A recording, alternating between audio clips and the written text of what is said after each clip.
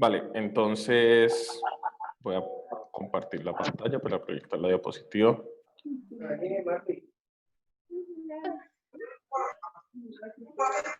Vale, entonces primero que todo quiero agradecerle a los organizadores del evento por invitarme, en especial a la profesora Ximena Dinas por tenerme en cuenta. Digamos que ya he tenido la oportunidad de conversar varias veces y de nuevo, profe, gracias por tenerme en cuenta. Entonces, como dijo la profe, mi nombre es Andrés Fernando Calero Cano, soy abogado de la Universidad de Santiago de Cali y actualmente trabajo en la Dirección General de Investigaciones de la universidad. Es enfocado en el apoyo en propiedad intelectual. Vale, entonces, en el derecho hay una frase que dice que el desconocimiento de la ley no sirve de excusa. El problema es que respecto a la propiedad intelectual, en la experiencia que he tenido trabajando con docentes de todas las áreas del conocimiento, es que existe desconocimiento e imprecisiones en la relación que debe haber entre autor y creación, o creador y creación. Y asimismo, los derechos que hay entre la obra creada y las personas que participaron de una forma u otra. ¿Qué genera esto? Que no exista la apropiación correcta del conocimiento o de mis productos más allá del reconocimiento académico. ¿Vale? Estamos de acuerdo en que la academia no puede girar en torno al ánimo de lucro. Sin embargo, al fin y al cabo, para investigar se necesita lucro. Entonces, el objetivo de esta charla es justamente eso, que personas de otras áreas del conocimiento, en diferentes rangos académicos, entiendan la relación que tienen con sus obras, los derechos que tienen sobre ellas, los derechos que pueden tener terceros sobre esas obras, y despejar un poco las dudas que han surgido más o menos en el tema. No sé si me confirman si se está viendo la presentación. Sí, se ve muy bien. Sí, sí. Vale.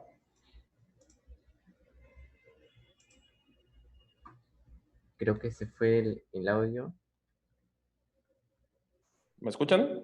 Sí, ahora ya. Perfecto. Vale. Entonces empecemos con la pregunta. ¿Qué es la propiedad intelectual? La Real Academia Española la define como el derecho de explotación exclusiva sobre las obras literarias o artísticas que la ley reconoce a su autor durante cierto plazo. Esta definición es escueta, se queda muy corta referente a lo que en verdad implica la propiedad intelectual. Esta definición puede aplicar, como lo veremos más adelante, a una área de la propiedad intelectual que se llaman los derechos de autor. Por eso quise resaltar las palabras obras literarias o artísticas.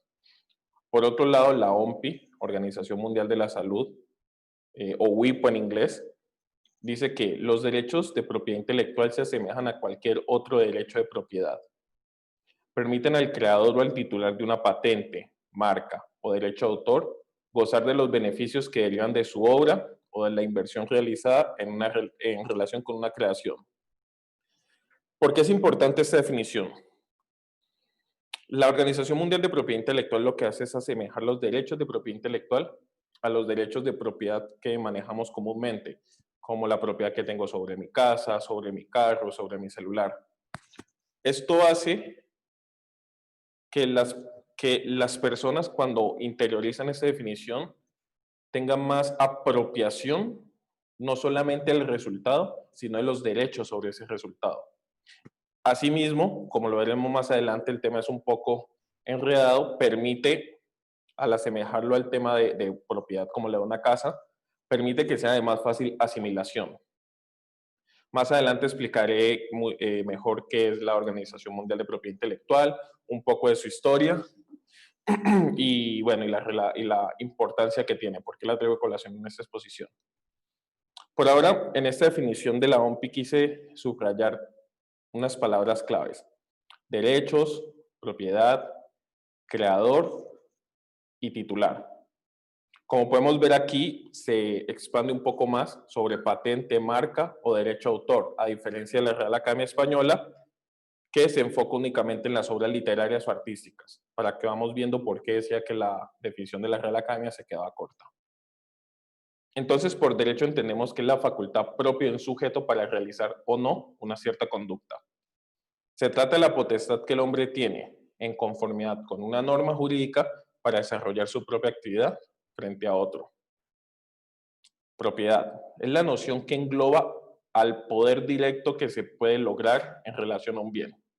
Ese poder concede a su dueño o titular el derecho o la capacidad de disponer sin restricciones del objeto adquirido o apropiado, teniendo como limitaciones aquellas que imponga la ley.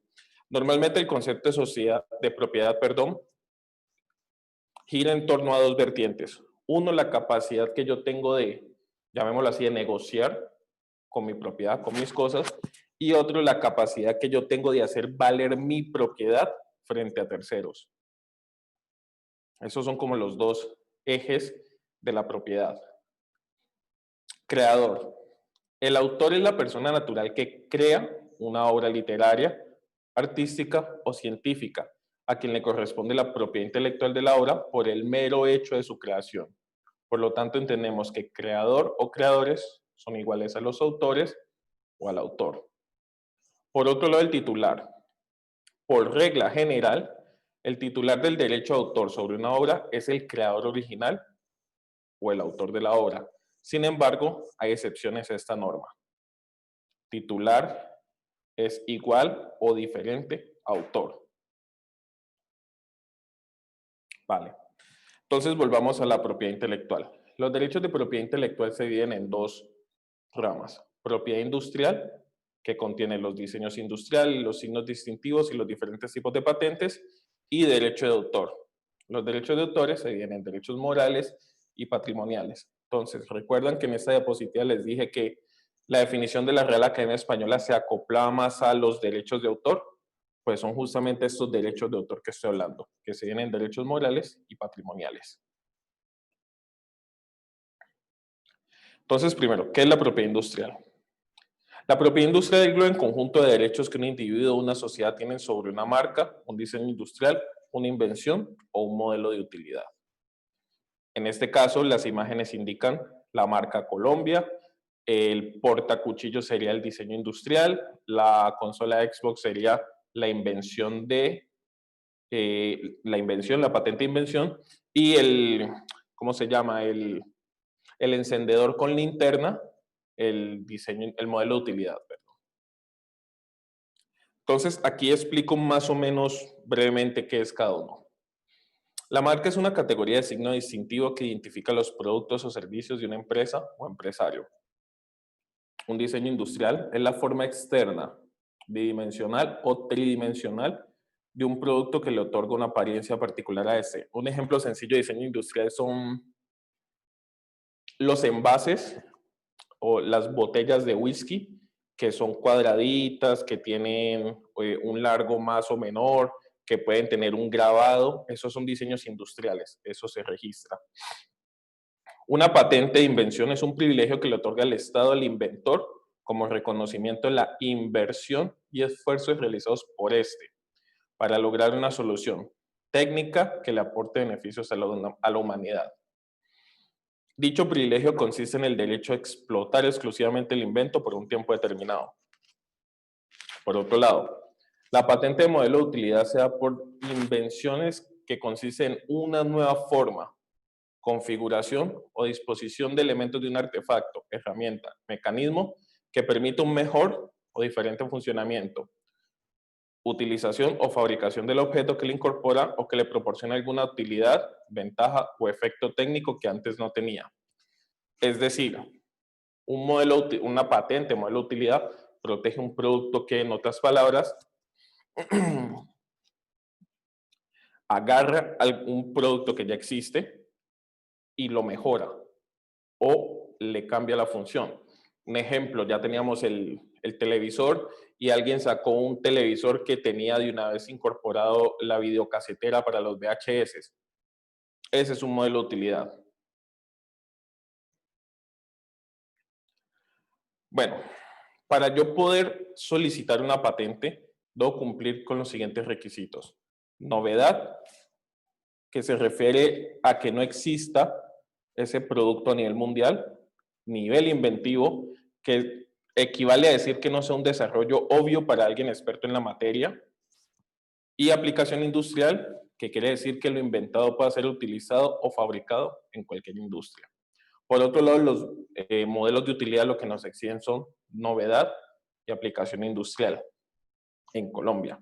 El nivel inventivo es dejado de lado por el tema de que estoy partiendo de algo que ya existe. Ambas tienen limitaciones. Entonces, ¿qué no se puede patentar como invención? Los descubrimientos, las teorías científicas y los métodos matemáticos. Los productos que sean protegidos por derecho de autor y los métodos terapéuticos o quirúrgicos para el tratamiento humano animal. Por otro lado, las restricciones de los modelos de utilidad son los procedimientos, las obras plásticas, las obras arquitectónicas y los objetos que tienen únicamente un carácter estético. Vale, como estamos en un evento conformado por varios países, entonces quise hacer esta tablita donde se demuestra dónde puedo solicitar yo una patente, ante qué entidad, en los diferentes países que participan en la charla. Entonces, en Bolivia se solicita ante el Servicio Nacional de Propiedad Intelectual, SENAPI. En Colombia, ante la Superintendencia de Industria y Comercio. En Chile, ante el INAPI. En Ecuador, ante el Servicio Nacional de Derechos Intelectuales. En Guatemala, ante el Registro de Propiedad Intelectual. En Honduras, ante el Instituto de la Propiedad. En Paraguay, ante el DINAPI, Dirección Nacional de Propiedad Intelectual. En Perú, ante el INDECOPI, Instituto Nacional de Defensa de la Competencia y la Protección de la Propiedad Intelectual. Y en Venezuela, ante el SAPI, Servicio Autónomo de la Propiedad Intelectual. ¿Cuánto tiempo me da cada país de protección? Bolivia, en patente de invención nos da 20 años y 10 años en modelo de utilidad. Colombia nos da 20 años en invención y 10 en modelo de utilidad. Chile, Ecuador y Guatemala, lo mismo.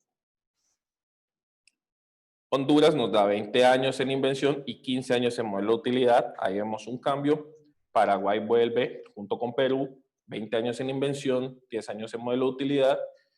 Venezuela nos da en ambos de 5 a 10 años, depende del solicitante. Cabe aclarar que la normatividad de Venezuela es del 53, si mal no estoy. Y con la Constitución bolivariana, cuando salió, no se reformó esa ley. Por lo tanto, es una ley que sigue vigente y es la ley que habla sobre patentes. Debe ser por eso la diferencia, que cuando explique un poco la importancia de la Organización Mundial de Propiedad Intelectual, se entenderá más o menos el tema. Bueno, los 5 a los 10 años en Venezuela depende del solicitante, de la voluntad de él. Ahora sí nos vamos a los derechos de autor, a la otra rama de la propiedad intelectual. La expresión derecho de autor se utiliza para describir los derechos de los creadores sobre sus obras literarias y artísticas. Protege libros, música, obras de arte, películas y hasta software. Ese es el motivo por el cual, cuando hablaba de las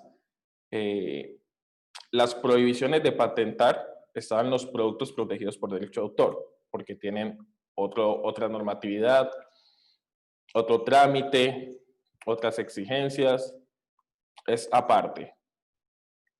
En los modelos de utilidad, las obras plásticas y arquitectónicas igual son prohibiciones que están dentro del ámbito del derecho de autor. Listo.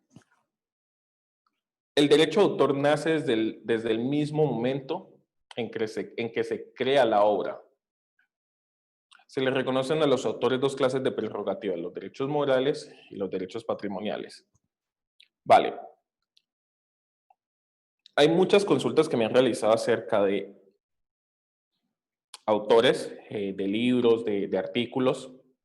Me dicen, ¿en qué momento adquiero la propiedad de mi artículo, de mi libro? Es complejo porque es de lo sencillo que es. Desde el momento mismo que nace la obra, nace el derecho. ¿Cuándo nace la obra? Solo el autor lo sabe.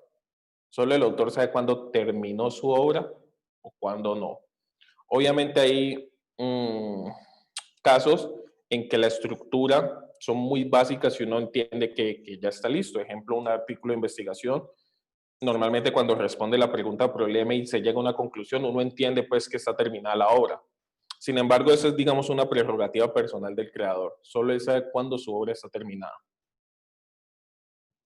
¿Por qué eso es importante? Porque a diferencia de las patentes de la propiedad industrial, el derecho nace única y exclusivamente cuando yo hago el registro de la misma. O, dependiendo de las normatividades, cuando yo hago la solicitud para que se registre. Lo que quiere decir que en una patente yo me invento algo muy bacano y hoy se lo cuento a alguien y esa persona hace la solicitud de registro, la invención es de él, no es mía. Perdí todos los derechos sobre ella. Por otro lado, en los derechos de autor, yo hago una pintura y otra persona, no sé, me la roba. Desde el mismo momento que yo terminé la pintura, los derechos de autor son míos. Y esa es una de las principales diferencias en ambos sistemas. Es, es, es muy importante porque otra de las consultas es, muchos profesores de ingeniería es, yo quiero patentar eso, yo quiero patentar esto, me han dicho, yo quiero patentar una marca, yo quiero patentar un software, y no es necesario. Las marcas se registran y los softwares se registran, pero ante derechos de autor. Entonces es muy importante que tengan clara esa diferencia. Asimismo, que entiendan pues que tienen que guardar prácticamente secreto industrial frente a sus productos patentables. Porque de nada sirve que ustedes tengan en el computador toda la información del producto si otra persona la registró, perdieron el derecho. Volvamos, los derechos de autor le permiten al autor desde el mismo momento en que se culmina la obra dos prerrogativas.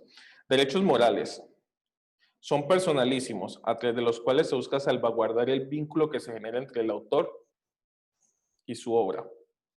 Derechos patrimoniales son prerrogativas de naturaleza económico-patrimonial, con carácter exclusivo, que permiten a su titular. Aquí encontramos una diferencia. Derechos morales se genera entre el autor y la obra. Por otro lado, los derechos patrimoniales son con el titular. Recordemos que el titular puede o no puede ser el creador. El autor siempre va a ser creador. El creador siempre va a ser autor. El titular puede o no puede serlo. Es importante por eso tener claro este concepto, porque los derechos patrimoniales no siempre van a estar en cabeza del autor o creador y no siempre van a nacer en cabeza del autor o creador. La vigencia del derecho de autor nace en el momento en el que se crea la obra o en algunas legislaciones cuando queda fijada en formato tangible. La protección por derecho de autor perdura en general hasta cierto plazo posterior al fallecimiento del autor. Ese salvamento que dice cuando queda fijada en un formato tangible, más adelante veremos qué dicen las legislaciones de los mismos países que mostró anteriormente respecto al nacimiento del derecho de autor. Si se requiere que quede fijada en un formato o si nace con la misma creación de la obra. Entonces, ¿qué me permite la dicotomía de derechos de autor?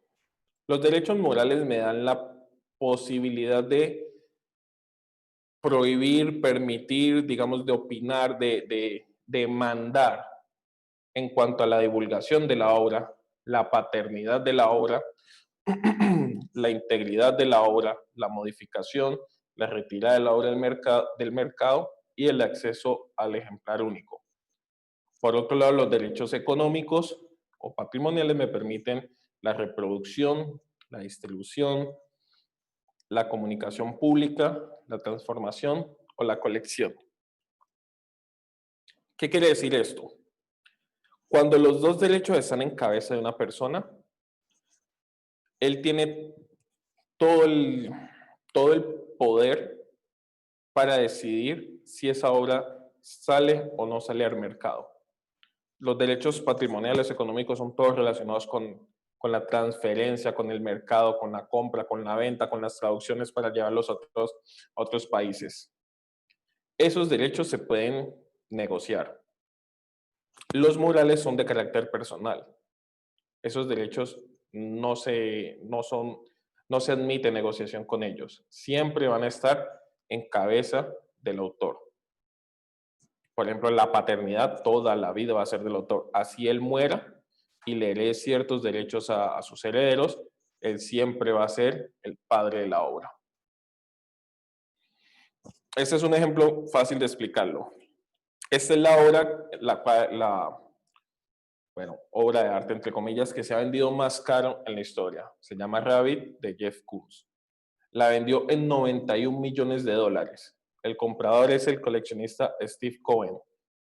Como podemos ver, la obra tiene su nombre, se llama Rabbit, y el autor es Jeff Koons. Pasarán los años, se morirá el autor, se morirá el dueño, pasará a sus herederos, pero la obra siempre va a ser Rabbit, de Jeff Koons. ¿Vale? Así como 100 años de soledad siempre va a ser de Gabriel García Márquez. Que yo tengo una copia de 100 años de soledad en mi casa. Perfecto, esa es mi copia de 100 años de soledad de Gabriel García Márquez. Entonces ahí se está reconociendo la paternidad de la obra. Incluso se puede decir que la paternidad de la obra en muchos mercados que mueven millones de dólares es lo que le da el valor a la obra. ¿Vale? Por ejemplo, los cuadros de Miró, que son unos fondos blancos con un rayón de lápiz, yo lo puedo hacer aquí en la pared, un rayón, y a ver quién me va a dar 70, 80 millones de dólares por eso. Pagan porque es una obra que abajo dice que le hizo Miró. Ese es el derecho moral. Ahora el derecho patrimonial. Está bien, la obra, en este caso, Rabbit, es de Jeff Koons.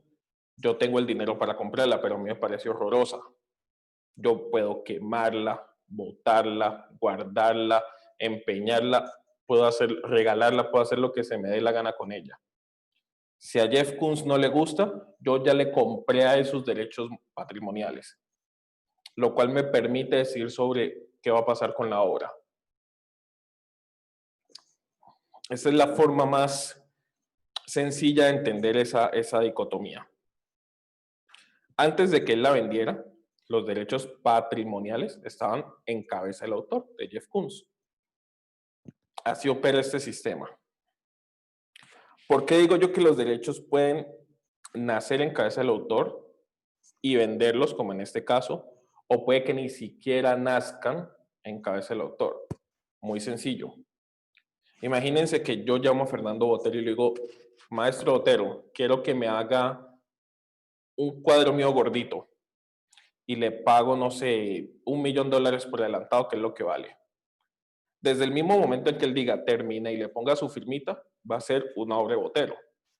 Pero desde que se creó, los derechos patrimoniales están en mi cabeza, porque es una obra por encargo. ¿Vale? Entonces ahí los derechos patrimoniales no nacieron en cabeza del autor, nacieron en cabeza de un tercero. Esa es la diferencia entre autor y titular.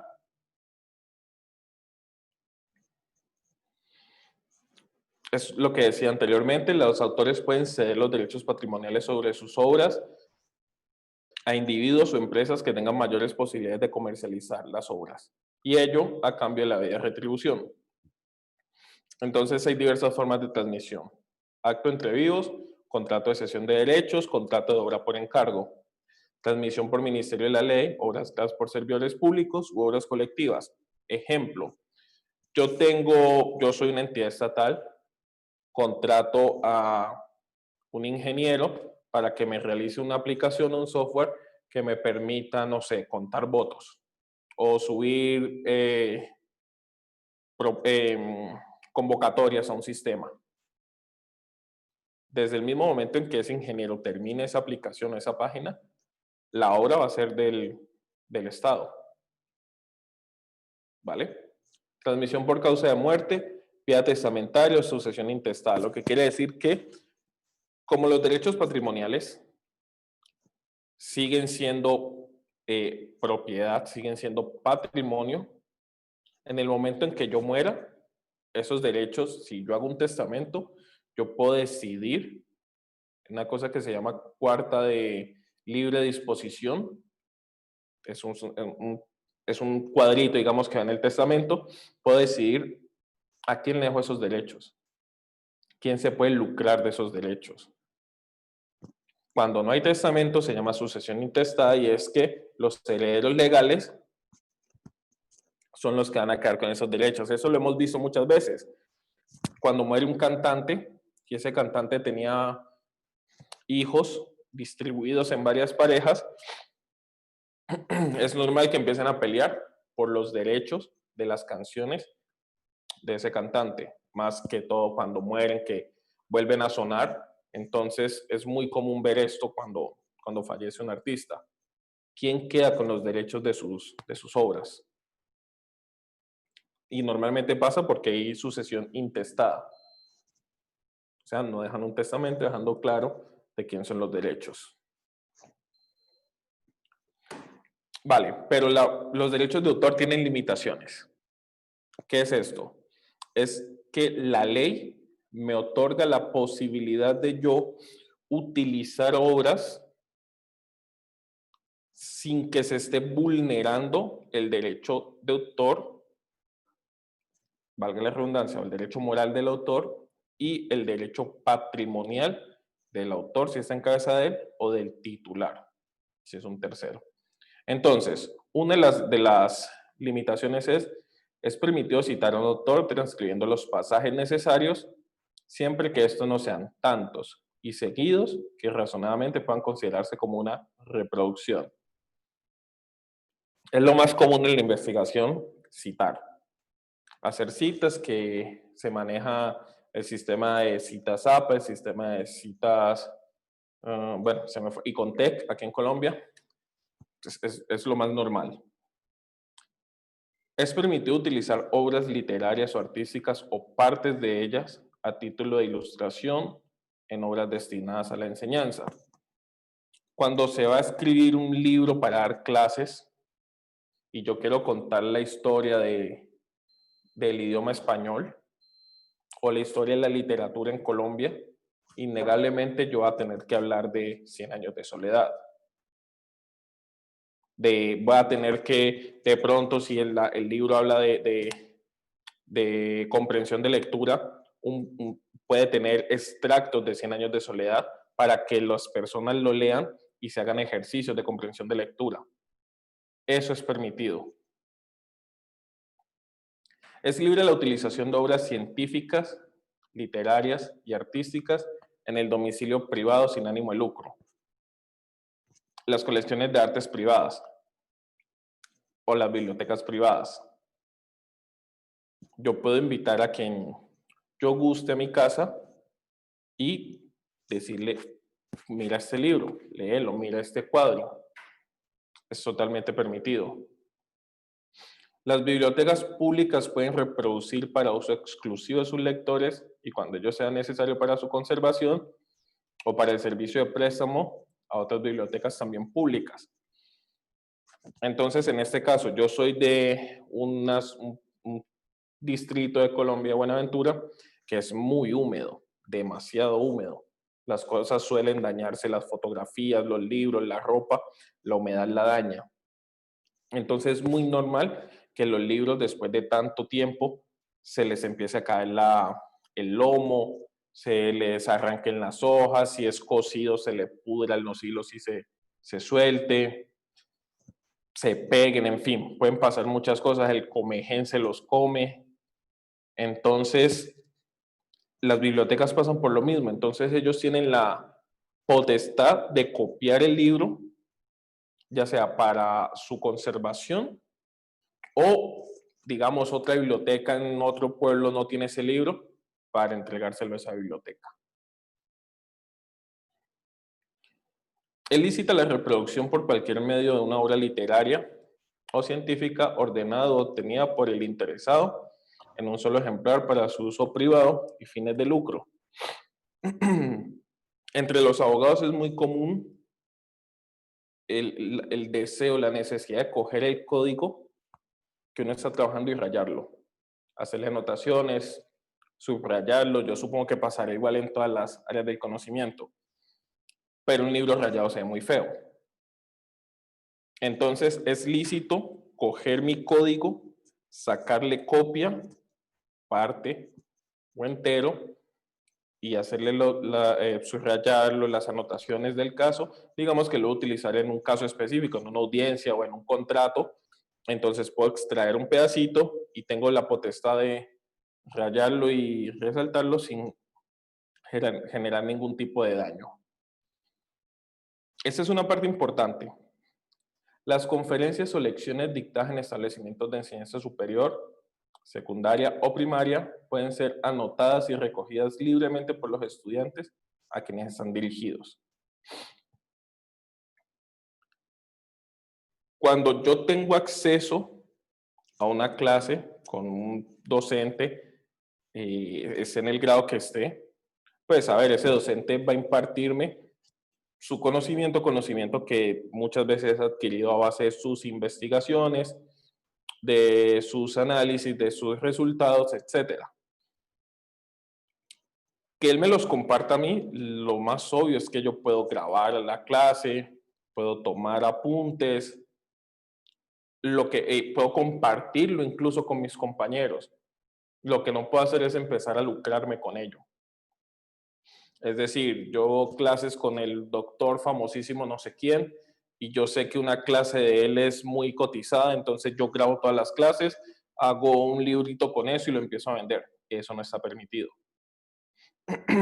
Pero si yo hago la compilación de las clases para mí, está totalmente permitido.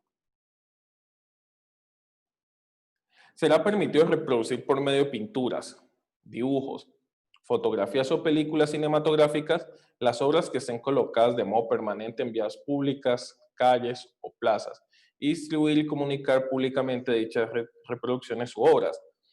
En la fotico sale el ejemplo en Medellín, la Plaza Botero. Ahí se pueden hacer fotos publicitarias, puede aparecer las esculturas en películas, en pinturas y no habría ningún problema. Incluso hay un artista muy cotizado que se llama Bansky, que, bueno, a mí no me gusta, pero sus obras son todas arte callejero, entre comillas, y son grafitis pintados en las paredes. Después, esos mismos grafitis los pasan a un lienzo o a un papel y los venden. Es el artista que estuvo en boga hace poco porque supuestamente estaban vendiendo un cuadro y apenas dijeron vendido el cuadro se empezó a pasar por una trituradora de papel y se estaba supuestamente autodestruyendo. Eso es. Yo puedo coger una obra de Bansky que está en uno de sus grafitis y puedo estampar camisetas con ellas, de acuerdo a esta normatividad. Vale. Respecto a esto, Chile y Colombia son los dos únicos países de los analizados que cuentan con instituciones separadas para hacer el registro de derechos de autor. En Colombia se hace ante la Dirección Nacional de Derechos de Autor y en Chile se hace ante el Departamento de Derechos Intelectuales. Si quieren retrocedo rapidito, aquí podemos ver que en Colombia era en la Superintendencia de Industria y Comercio y en Chile era en el INAPI. Los otros países se hacen los procedimientos ante la misma institución. Vale, ¿qué tiene que ver todo esto con la investigación?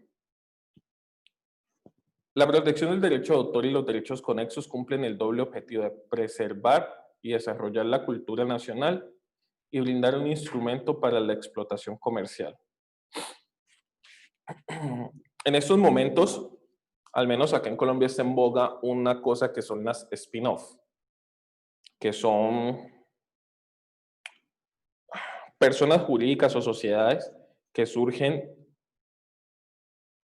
para comercializar productos obtenidos a base de investigación académica. Ejemplo, hace poco, en realidad el viernes pasado, la universidad acaba de lanzar, la Universidad de Santiago de Cali, la spin-off Casa Cervecera Usaca.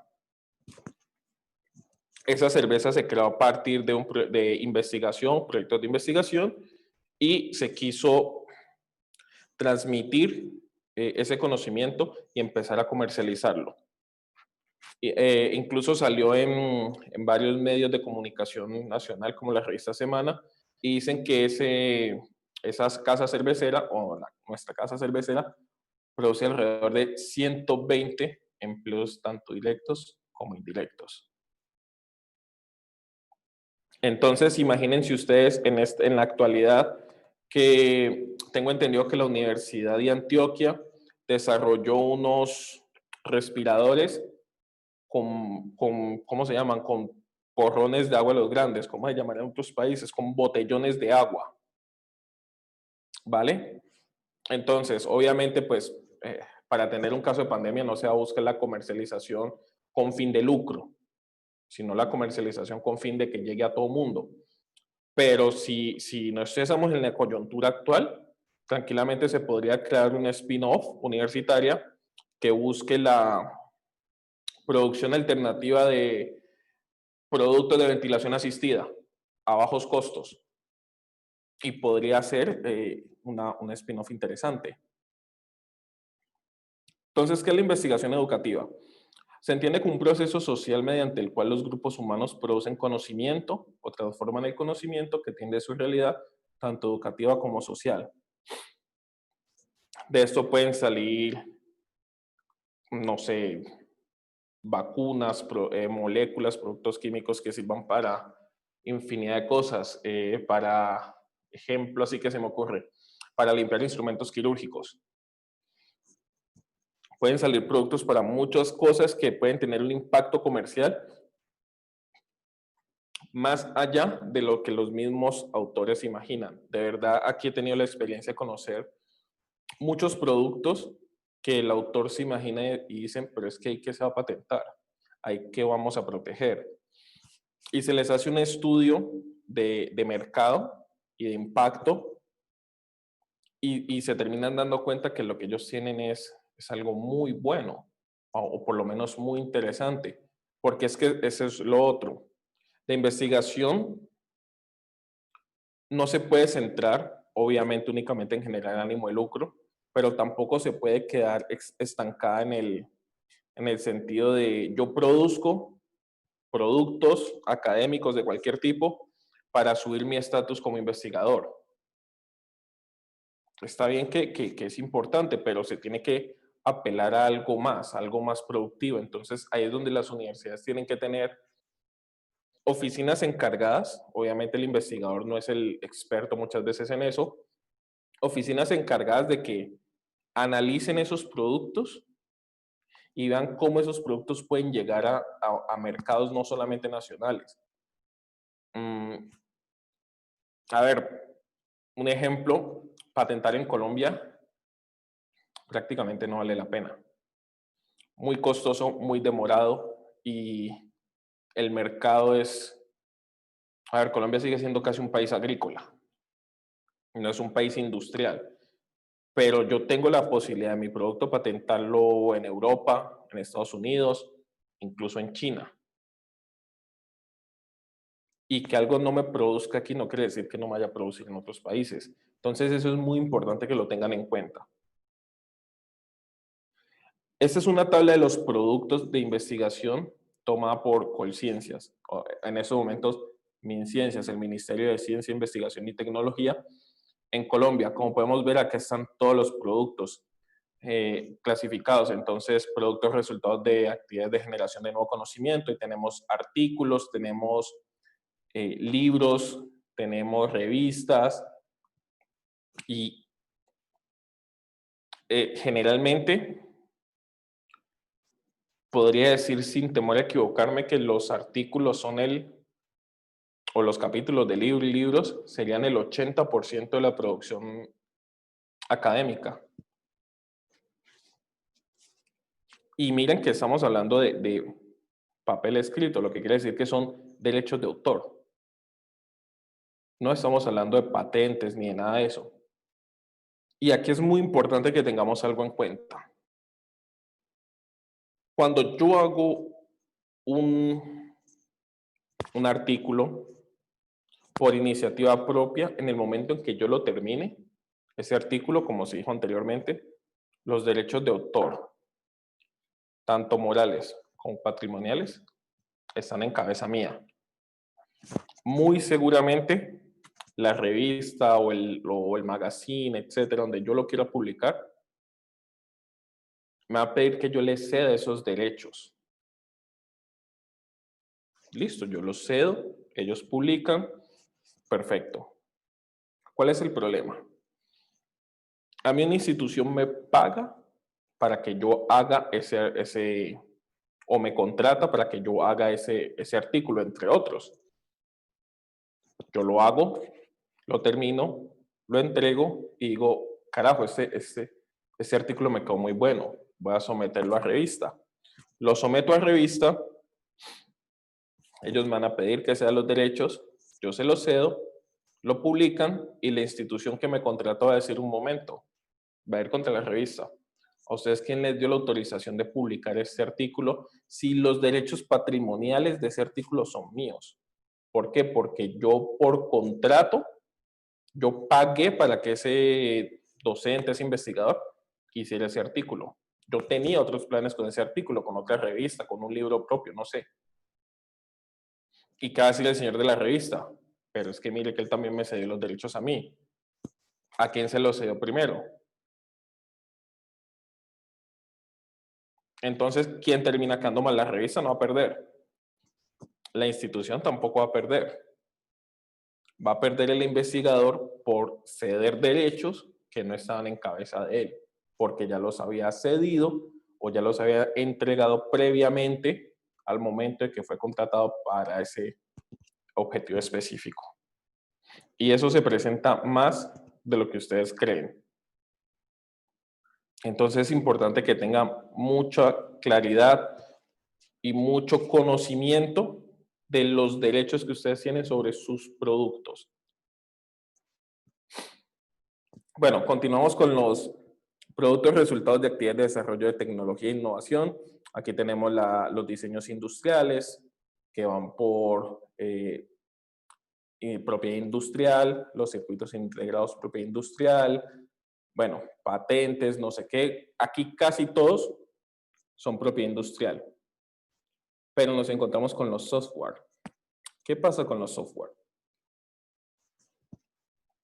El software se protege mediante los derechos de autor. ¿Por qué? Porque el software se crea mediante un idioma de programación. Igual que los libros se crean mediante un idioma. Entonces, lo que hicieron fue tomarlo como una, entre comillas, una obra literaria y permitir que se registre bajo los derechos de autor y no que se patenten. ¿Cuál es mejor o peor?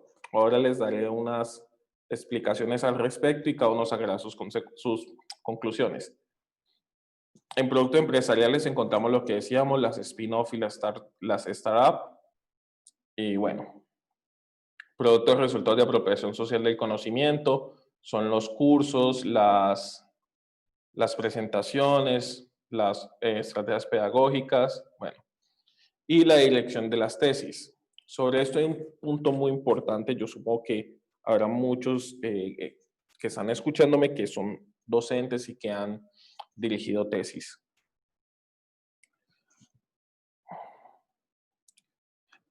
Dejando de lado la realidad de la clase de estudiante que haya tenido cada docente en sus experiencias específicas, el hecho es que una tesis es un trabajo de grado de cualquier nivel académico que es realizado por un estudiante. Y el tutor lo que hace es una tarea de asesoría que es remunerado por la universidad por ello. Por lo tanto, el autor y único dueño de la tesis es él o los estudiantes que hayan trabajado en ella. Es muy normal que el tutor crea que por hacerle el tema de la revisión, de la asesoría, decirle, mira, corregí esto, sienta que es propietario, que es autor, que es dueño de derechos.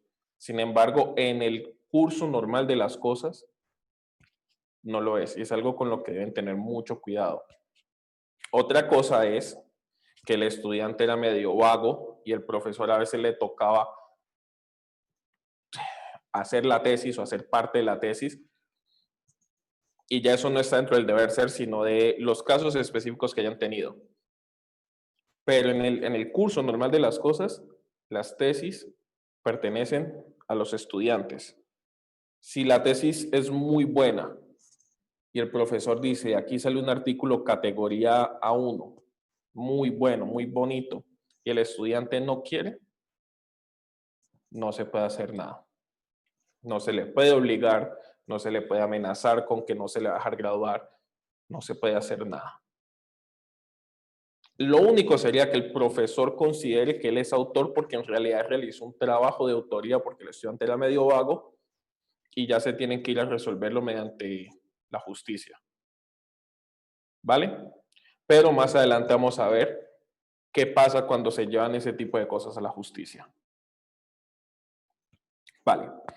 Aquí les voy a mostrar el ranking de universidades de América Latina del Times Higher Education. Enumera las mejores universidades de la región de América Latina y el Caribe. Se juzgan a las universidades en todas sus misiones principales.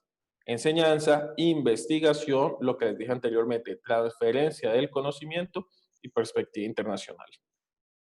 Entonces las universidades son las que hay, la Pontificia Universidad Católica de Chile, la Universidad de Sao Paulo, la Universidad de La Campiña, la Universidad Católica de Río de Janeiro, el Instituto de Tecnología de Monterrey, también podría ser el MIT, por las siglas, la Universidad Federal de Sao Paulo, la Universidad de Chile, la Universidad Federal de Minas Gerais, la Universidad de los Andes en Colombia y la Universidad Estatal de Sao Paulo. Vale. Dentro de las políticas de la investigación y de los productos de conocimiento, se ha hecho muy popular un tema que son las licencias Creative Commons.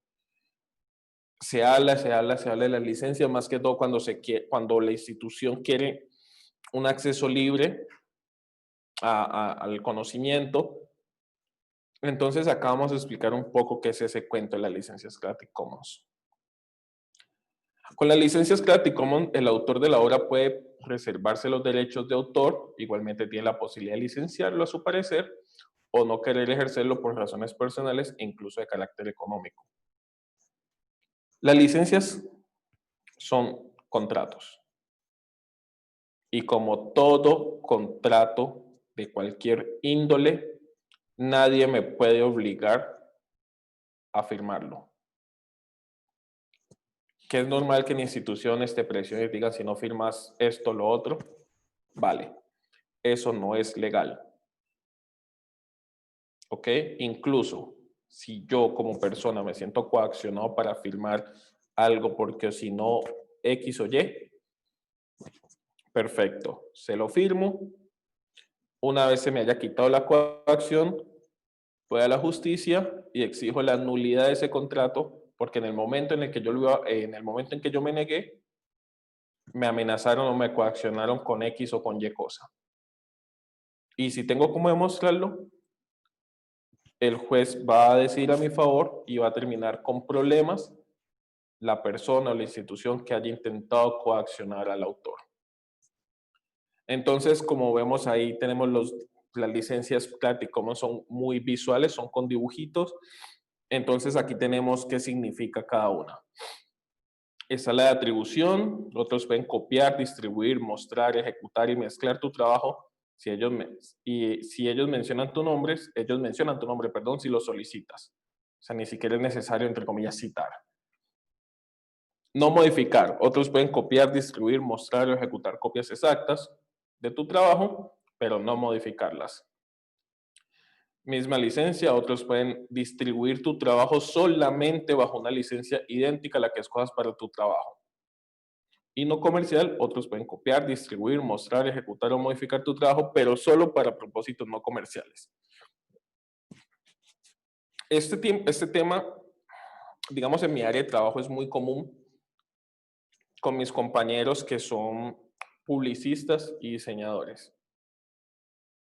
Hay páginas en internet que tienen imágenes prediseñadas, ya sean fotos, infografías, etcétera, que me permiten a mí, que vienen con esas licencias. Entonces, por ejemplo, la atribución me permite copiarla, distribuirla, ejecutarla, mezclarla, modificarla, y no tengo que mencionar a la persona. Entonces, cuando ustedes ven un flyer de un evento y sale como una persona ahí leyendo algo, puede provenir de ahí. Ahora hablemos del plagio. Plagiar consiste en copiar en lo sustancial obras ajenas, dándolas como propias. Es importante saber que no toda coincidencia entre dos o más trabajos supone un plagio. Solo cuando hablamos de coincidencias estructurales, básicas y fundamentales, y no cuando son accesorias o añadidas, es decir, no trascendentales. Aquí hay un tema muy importante y es que en el ámbito académico es muy común ver, hablemos de una tesis, un estudiante hace copy-paste, no cita y lo hace pasar como propio, perfecto. Es en estructura, eso es un plagio. ¿Qué es lo que pasa? En Colombia el plagio es un delito, ¿vale? Lleva el ánimo de lucro. Entonces, si es un delito, la persona encargada para determinar si existe o no existe el plagio es un juez penal, o sea, un juez que estudia los delitos e impone las condenas. Es como decir que yo le caigo bien o mal a fulanito y fulanito quiere empezar a decir que yo soy un ladrón. Ajá, pero ¿por qué me decís que soy ladrón? Que porque sí. No, señor, yo lo puedo demandar a usted civilmente o penalmente, lo puedo denunciar por injuria o calumnia, porque el ser ladrón implica haber robado algo. El robo es un delito. Por ser un delito, únicamente un juez de la República puede decir si yo soy o no delincuente, y mientras un juez no lo diga, pues no lo soy. Se presume la buena fe, mandato constitucional. Por lo tanto, al usted asegurar que yo soy un delincuente, me estaría difamando. Entonces hay que ser muy cuidadosos con la forma en la que se corrigen o se exhiben las malas prácticas investigativas.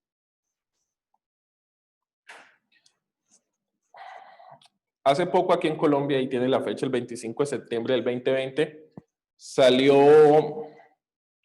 una noticia, es en el periódico Espectador, donde dice los coautores del mini cartel del plagio. Aquí en Colombia todo lo cartelizan.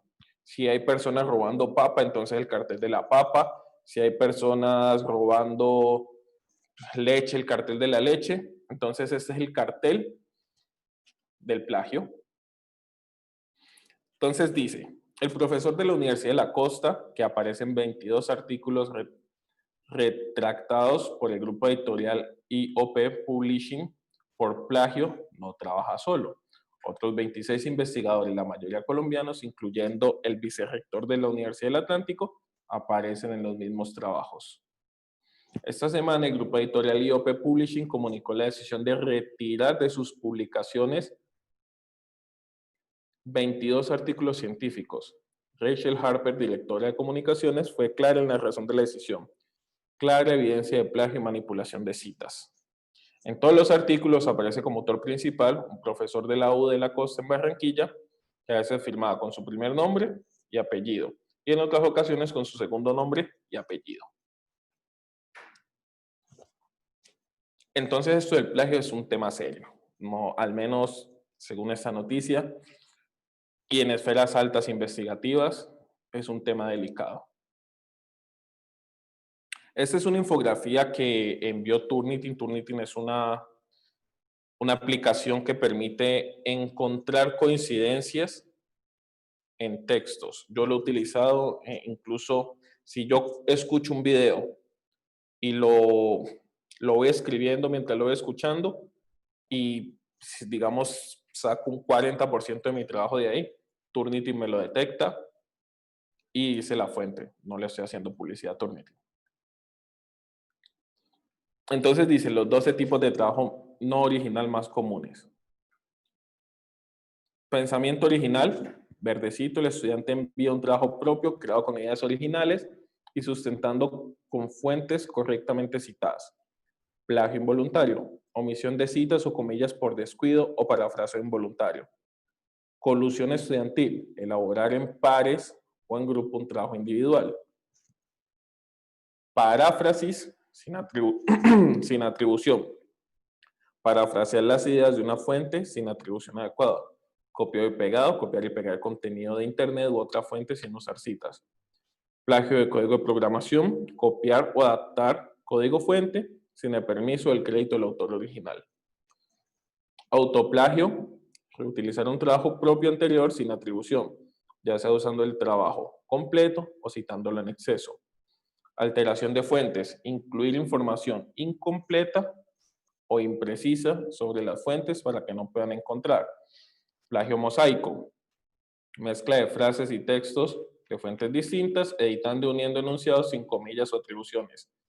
Modificación manual del texto, manipulación de texto, por ejemplo, reemplazo de caracteres o espacios con texto blanco, con intención de engañar al software antiplagio. Modificación del texto con software. Tomar contenido de una fuente y pasarlo por una aplicación, como spinners y traductores en línea, con la intención de evadir verificación de similitud. Falsificación de datos. Adulterar o fabricar datos o apropiarse indebidamente del trabajo de alguien, poniendo en riesgo la reputación de un investigador, institución o publicación. Compra-venta de trabajos, muy común. Solicitar a un tercero, usualmente mediante un pago, que elabore un trabajo para después presentarlo como propio. Aquí Turnitin, pues en la infografía nos da unos consejos para evitar este tipo de asuntos, pero no me quiero enfocar acá porque veo que se me acaba el tiempo, hay temas que quiero seguir tratando. Vale. Vuelvo al tema de propiedad intelectual y derecho de autor, ya les explico por qué, para explicar las diferencias. Y ahí mismo tocar el tema del software. Como vimos en Colombia y en Chile, se tramitan ante instituciones separadas. O sea, esa es la primera diferencia. Utilizan normatividad separada, trámites separados. Entonces, en derechos de autor, el derecho nace al mismo momento que nace la obra. En propiedad industrial, perdón, el derecho nace cuando me dan la patente o cuando la solicito. En propiedad industrial, la protección, si es una invención, en la mayoría de países me dura 20 años. Si es un modelo de utilidad, me dura 10 años. Los derechos de autor, la protección me dura toda la vida del autor y entre 60 y 80 años, dependiendo del país, eso lo veremos más adelante, después del fallecimiento del autor. Ejemplo de trámite en Colombia. La inscripción de un software se puede hacer de forma presencial o virtual, tarda 15 días hábiles, no me vale absolutamente nada de dinero, lo único que tengo que hacer es crear una cuenta y el registro es gratuito, el documento registro, el documento que me han registrado, lo descargo gratuitamente. Una patente puede costar, dependiendo de muchas cosas, pero pongámosle lo más barato, 2 millones, 3 millones de pesos, lo que vendría a ser, a ver, en dólares, 1.500 dólares. Puede tardar entre 6 meses y 1 año y medio, y la protección es, como les mostré, restringida a los años. Entonces, desde esa perspectiva, el hecho que un software sea tomado como derechos de autor y yo lo pueda registrar de forma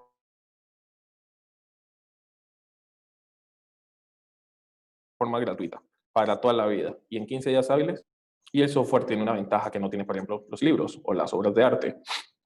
Un software puede ser esencial para el funcionamiento de una máquina que yo quiero patentar. Desde esa perspectiva, cuando yo vaya a patentar la máquina, puedo patentar el software como una parte más de la máquina. Por lo tanto, es un producto complejo que requerirá el análisis de cada caso concreto, que puede llegar a gozar de las dos protecciones, pero que por regla general va a gozar de la protección por medio de los derechos de autor, que es un proceso más rápido, que dura más tiempo, que es más económico, al menos en Colombia, ser gratuito. Entonces, eso me parecía importante que lo tuviésemos en cuenta. ¿Por qué volví a ese tema? Ok, necesito compartir otra pantalla.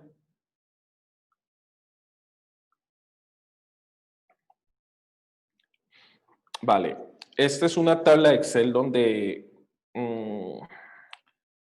saqué 9 puntos importantes para compararlos relacionados con la normatividad de cada país de los presentes, para que analicemos unas cuantas cositas que tenemos en común. Entonces, ¿se acuerdan que en diapositivas pasadas había una nota que decía el derecho de autor nace con la misma creación de la obra a menos que la legislación exija para ello algún tipo de registro? Que yo les dije más adelante vamos a ver si las legislaciones nuestras nos exigen un registro o no. Vale, entonces eso lo vamos a responder acá. ¿Cuándo nace el derecho?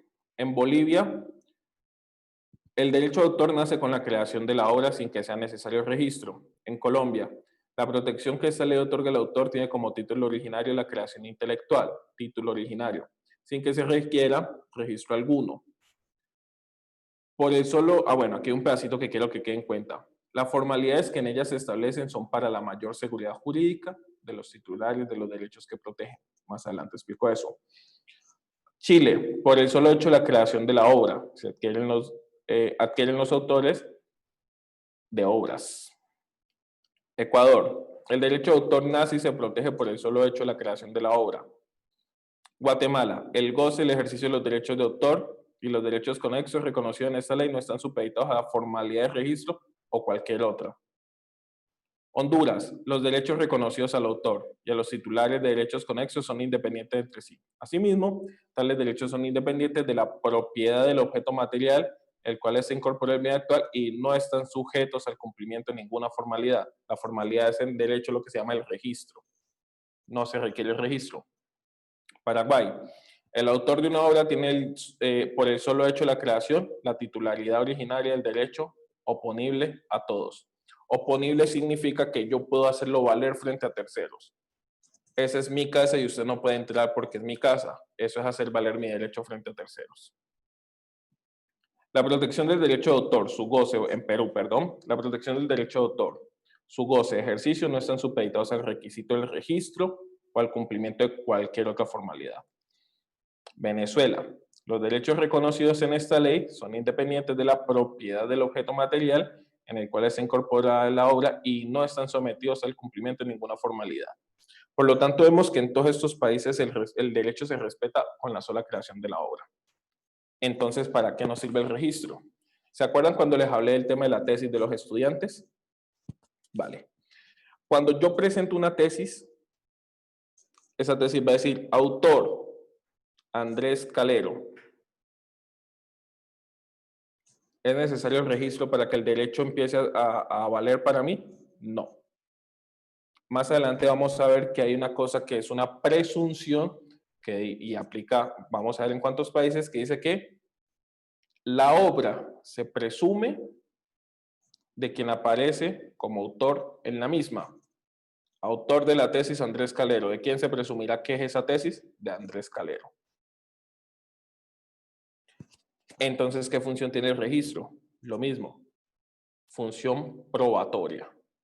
Si yo quiero demostrar que la obra es mía, la prueba reina, como se suele llamar, es el registro.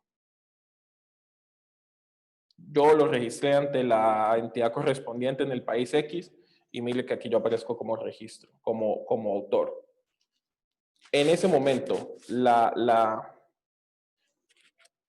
presunción de que el autor es quien aparece como tal, porque pues sencillamente yo puedo dejar por fuera a alguien, se cae, porque hay una prueba más fuerte que es el registro. Lo que quiere decir que el registro tiene una finalidad probatoria procesal, ¿vale? ¿Qué comprende el derecho de autor? Venezuela, los derechos de orden moral y patrimonial. Perú, los derechos de orden moral y patrimonial. Paraguay, los derechos de orden moral y patrimonial. Honduras, derechos morales y patrimoniales. Guatemala, derechos morales y patrimoniales. Ecuador, los derechos de autor y derechos conexos. Chile, derechos patrimonial y moral. Colombia, los explican y a la larga son otra vez derechos patrimoniales y morales porque hablan de ejercer las prerrogativas aseguradas por esta ley en defensa del derecho moral. Entonces volvemos a lo mismo. Bolivia, derechos morales y derechos patrimoniales. Perfecto. ¿A quién ampara? En esto, todas las legislaciones, para no alargarme mucho, coinciden en lo siguiente. La ley amparará a los nacionales de cada país y a los extranjeros que se encuentren radicados en ese país. Para los extranjeros que no se encuentren radicados en ese país, se aplicarán las normativas o los convenios firmados internacionales. ¿Vale? Todos coinciden en lo mismo. Y como todos en Sudamérica estamos inscritos al menos los países que estoy aquí analizando, a la OMPI, Organización Mundial de Propiedad Intelectual, entonces los tratados internacionales son los mismos. ¿Qué más tienen las leyes en común? Todas tienen definiciones de lo que hemos hablado. ¿Qué es un autor? ¿Qué es un titular? ¿Qué es no sé, una obra inédita, una obra editada? Todas las normas tienen esas definiciones. En el Bolivia artículo 5, Colombia artículo 8, Chile artículo 5, Ecuador artículo 7, Guatemala 4, Honduras 9, Paraguay artículo 2, Venezuela no tiene. Eso es importante. ¿Se acuerdan que les dije que la norma era en 1953? Bueno. Titularidad de la obra, lo que les había dicho anteriormente, la presunción. Venezuela, se presume autor de una obra, salvo prueba en contrario, la prueba puede ser el registro, la persona cuyo nombre, seudónimo o iniciales esté indicado en ella. Colombia, la protección que esta ley otorga al autor tiene como título originario la creación intelectual sin que se requiera el registro alguno. Las formalidades que en ellas se establecen son para mayor seguridad jurídica de los titulares del derecho que protegen. Es titular secundario del derecho el que adquiere el autor por cualquier título. Se presume autor de una obra, salvo prueba en contrario, a quien aparezca como tal al divulgarse aquella. Ecuador, se presume autor o titular de una obra, salvo prueba en contrario, la persona cuyo nombre, seudónimo, iniciales, siglo o cualquier otro signo lo identifica, aparezca indicado en la obra. Lo mismo para los países siguientes. Venezuela, sin perjuicio de lo dispuesto en el artículo 104, se presume, salvo prueba en contrario, que es autor de la obra, persona cuyo nombre aparece indicado como tal en la obra de la manera acostumbrada. Bueno, ¿qué quiere decir eso? En la tesis de grado, si el autor dice que es Andrés Calero y el tutor siente que es autor y se le atribuye y pelea y no hay registro que la prueba reine en contrario, se va a presumir que es únicamente quienes aparecen eh, designados como tales. Aquí tenemos qué contienen los derechos morales. De nuevo, todos coinciden. Reivindicar en todo tiempo la paternidad y conservar inédita o anónima. En Colombia, reivindicar en todo tiempo la paternidad, conservarla inédita o anónima. Chile, reivindicar la paternidad, oponerse a toda formación, mantener obra inédita. Todas coinciden en lo mismo. Derecho patrimonial, lo mismo. La reproducción de la obra, la comunicación, la distribución, la reproducción, la comunicación, la distribución, incluso en el mismo orden. La reproducción, la traducción, la adaptación, reproducción, traducción, adaptación, reproducción, comunicación, distribución. Entonces, esto era con el objetivo de que esta presentación que les hice no es como que, bueno, este man es abogado en Colombia y que, pues, ¿de qué nos sirve eso a nosotros? Prácticamente las normas que tenemos son muy similares. ¿Por qué? Porque todas provienen de la OMPI, Organización Mundial de Propiedad Intelectual. ¿Vale? Aquí hay una línea de tiempo de qué pasó con la OMPI. Primero fue el Convenio París, que fue creado, se notó la necesidad de la protección internacional cuando se hizo la Exposición Internacional de Invenciones en Viena y muchos autores dijeron yo no voy porque me roban las ideas. Aparte surgió el convenio de Berna, que fue gracias a Víctor Hugo, el escritor, que dijo que se necesita un convenio para la protección de las obras literarias, puesto que el convenio de París era netamente para la propiedad industrial. En un momento esos dos convenios se unieron y se creó la BIRPI. La BIRPI se convirtió en OMPI y la OMPI se unió a las Naciones Unidas. Por lo tanto, todos los países miembros de las Naciones Unidas tenían la potestad de suscribir o no la normativa de la OMPI y todos los países que hemos estudiado la suscribieron. Por eso tanta similitud entre todos los países que hemos estudiado y por eso la charla pues que les acabo de dar más o menos en rasgos generales aplica a todo el conglomerado.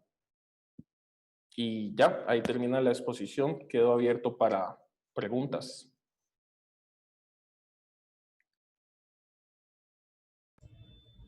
Perfecto, licenciado. Entonces, aquí pueden ir haciendo sus preguntas por el chat, por favor. Bueno, pues no, ya voy. Pues agradecerle mucho a Andrés, nos ha aclarado muchos aspectos y pues hemos conocido mucho a la parte ya internacional de cómo se maneja. Yo voy a empezar con la pregunta siempre porque mientras los demás se van calentando en las preguntas, yo sí tenía algunas cosas por aquí apuntadas. Yo te iba a preguntar una cosa que me preocupa, o sea, cuando, por ejemplo, yo hago una tesis con un estudiante, si el estudiante me pide, por ejemplo, el estudiante me dice, profe, yo quiero que usted aparezca como autora, ¿está bien que yo acepte? Esa es una pregunta. Ok. Por ejemplo, cuando hace un software y el estudiante me dice que quiere registrarlo, pero él siente que yo le di muchas ideas para que él lo hiciera, a pesar de que él fue el que codificó, y él me dice, profe, yo quiero que usted aparezca, ¿yo podría aceptarlo? Vale, profe. Ahí hay un punto importante. En ninguna legislación se protegen las ideas, ni para bien ni para mal. ¿Qué quiere decir esto? Si usted fue autora, más allá de que él quiera o no, usted tiene el derecho de ser reconocida como tal, derecho moral de paternidad. Es un derecho irrenunciable. Entonces, si usted fue autora, solamente usted va a saber qué hizo y qué no hizo.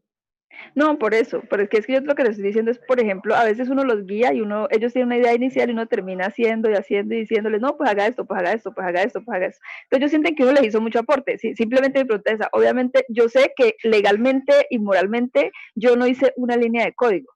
Y también entiendo que no participe, que al haber dado las ideas tampoco tengo derecho a participar, pero si el estudiante te lo pide, ¿estaría mal que uno aceptara?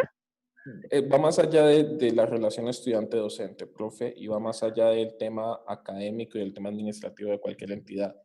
Va en norma y en ética.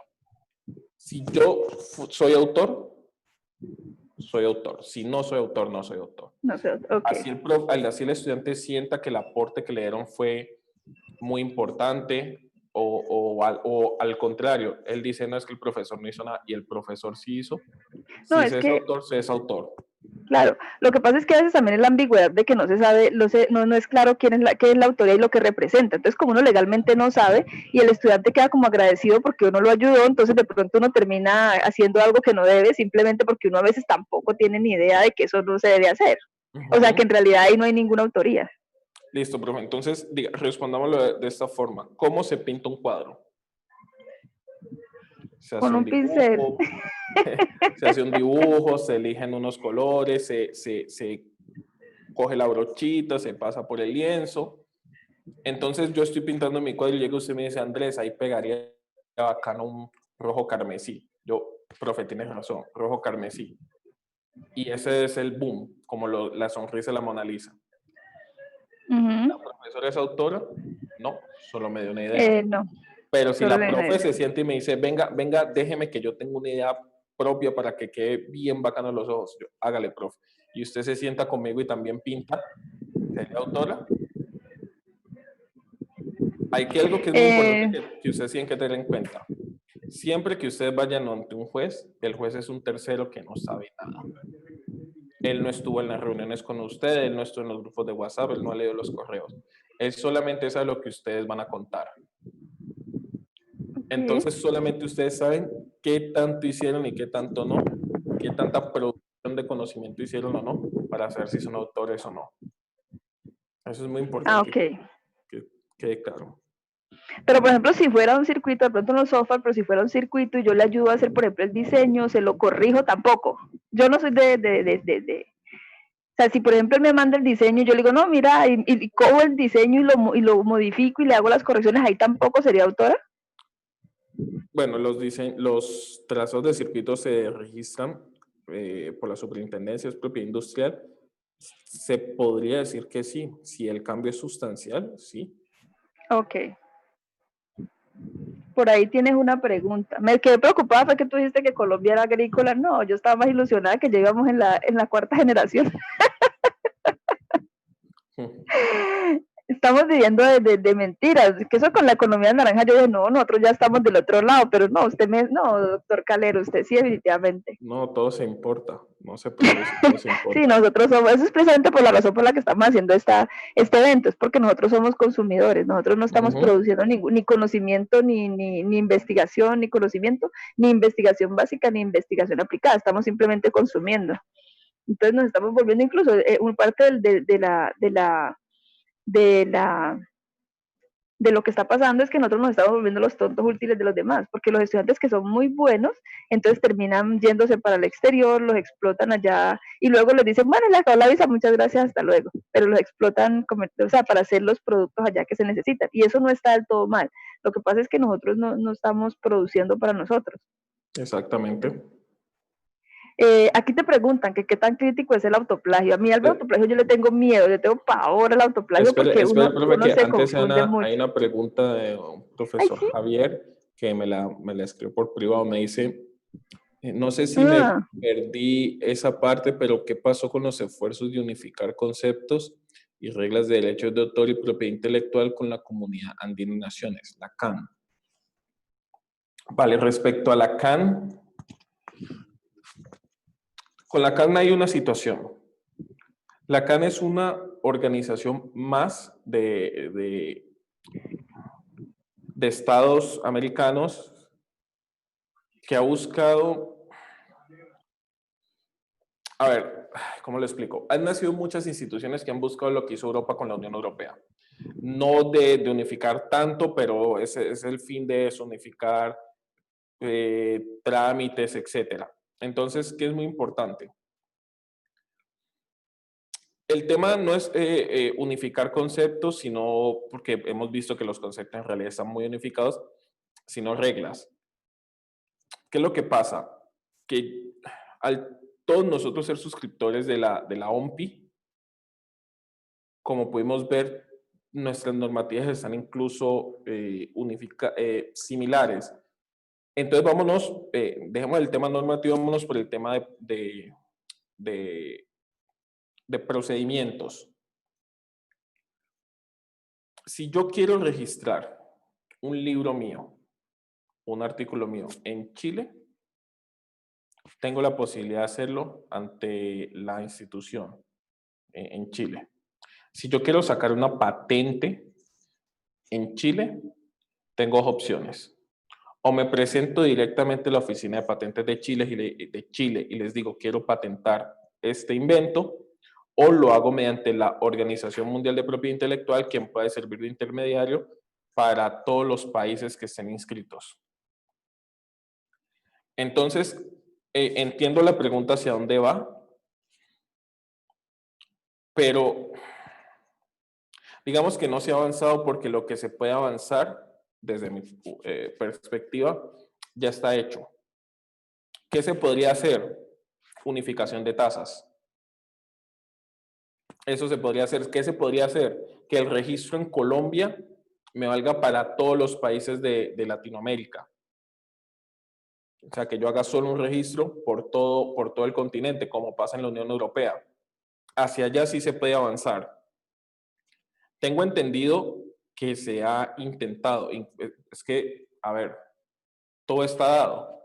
Todo está dado porque tenemos normativas similares, somos países fronterizos, hay como otras 3, 4 organizaciones que intentan unir estados americanos. Digamos que el tema es falta de voluntad política. No sé si le respondo la pregunta al profesor Javier o si me desvié. Mientras él me dice Leider Ramírez que qué tan crítico es el autoplagio. Es plagio. Es plagio. Profe, ustedes por qué son así, profe. Uno siente que como es de uno pues, o sea, uno se lo pasa por alto. El problema del autoplagio no es tanto que me estoy autorrobando, sino que es que estoy engañando, que estoy generando nuevo conocimiento y es mentira, es algo que yo ya hice. Ese es el problema. Sí, porque yo no te estoy diciendo que yo autoplagie, porque de hecho evito a veces incluso citar cosas, o sea, utilizar información previa. Pero sí sucede que a veces uno como que tiene ideas similares y uno podría ser contempladas como, o sea, trabajé sobre lo mismo, sí, pero no estoy citando el documento en el que coloqué la referencia directamente. no, y ¿sí? es muy normal que cuando un investigador, docente, tiene una línea investigativa y ha hecho estudios en un campo y quiere profundizar todavía más, los estudios que he hecho anteriormente le van a servir. O sea, no es que tiene que volver a salir y empezar todo de cero. Porque no, y ahí pasa otra cosa. No sé si te pasa a ti como investigador. Y es que, por ejemplo, si uno ha estado investigando en varias cosas, uno ha hecho como varias artículos, por ejemplo, tenés 5 artículos sobre temas similares, sobre cosas similares, pero que han sido ahondando. Entonces, ya si los colocas todos, si los incluye todos, ya tenés muchas autocitaciones. Sí. Entonces tampoco es tan bueno. Entonces, a veces uno lo que hace es tratar de no tener tantas autocitaciones. Se supone que le toca como encadenar. Argumentativamente, hay un tipo de argumento que es el argumento de autoridad, que es cuando yo le doy validez a mi tesis porque una persona que es autoridad mundial dijo que era así. Eso es válido argumentativamente. Entonces, cuando yo voy a hacer una investigación, la lógica es que yo, si voy a citar, en cuanto a conceptos, en cuanto a conocimiento, yo voy a citar en la medida de lo posible, a los exponentes mundiales en el tema. Pero cuando voy a citar cosas específicas, estudios específicos, como la población, no sé, la población que vive del río en Chicayá, yo voy a citar los que han estudiado ese tema.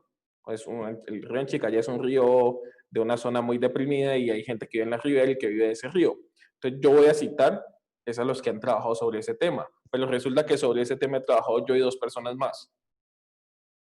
entonces yo voy a citar mis datos porque voy a profundizar más allá. No puedo también decir pues que no, voy a volver a hacer el estudio porque es que no voy a citarme.